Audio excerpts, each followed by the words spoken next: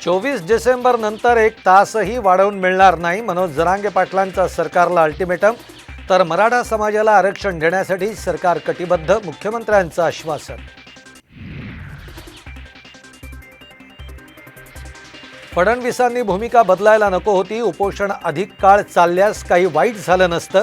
आंतरवाली सराटीतील लाठीमारावरून बच्चू कडूंचा थेट गृहमंत्र्यांवर निशाणा.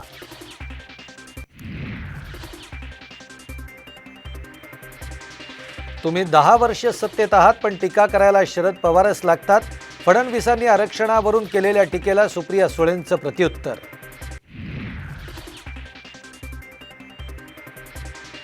बेरोजगारीमुळे तरुणांची संसदेत घुसखोरी.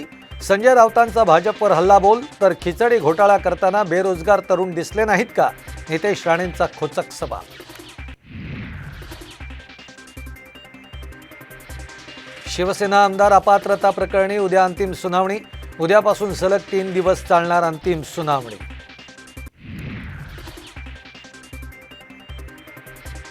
एसीबीच्या तक्रारीनंतर ठाकरे गटाच्या सुधाकर बडगुजरांवर गुन्हा दाखल. पदाचा गैरवापर करून कंपनीला महापालिकेचा ठेका मिळवून दिल्याचा आरोप.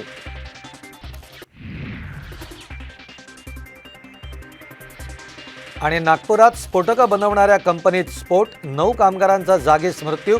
मृतांच्या कुटुंबियांना 5 लाखांची मदत.